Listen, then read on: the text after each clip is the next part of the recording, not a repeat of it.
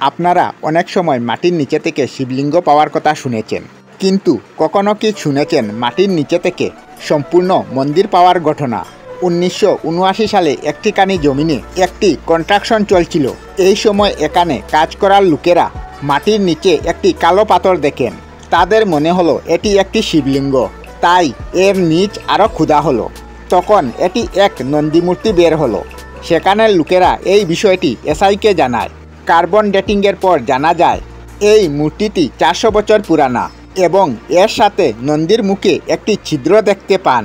নন্দীর মুখ থেকে মাটি সরাতেই নন্দীর মুখ দিয়ে জল বের হতে শুরু করে। এই জল দ্বারা কোথা থেকে আসছে জানার জন্য আরও ক্ষুধা হয়।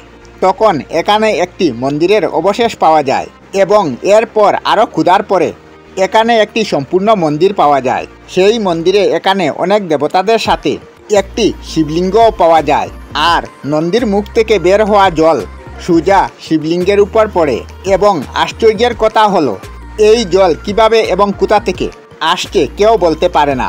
আর এই মন্দির কে এবং কেন নির্মাণ করেছেন এটাও কেউ জানে না।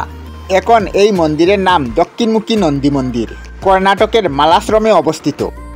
আমরা আমাদের চ্যানেলে সব ধরনের ভিডিও আপলোড করি, যেমন ব্লগ, নিউজ, কুকিং ভিডিও, ধার্মিক আলোচনা ইত্যাদি। যদি আপনারা এই ধরনের ভিডিও দেখতে পছন্দ করেন তাহলে এই চ্যানেলটি নিশ্চয়ই সাবস্ক্রাইব করবেন। আমি আপনাদের সাথে বিদায়ক না, আজকের মতো বিদায় নিলাম। আর ভিডিওটি ভালো লাগলে লাইক, শেয়ার ও কমেন্ট করবেন। ভিডিওটি সম্পূর্ণ দেখার জন্য অশেষ ধন্যবাদ।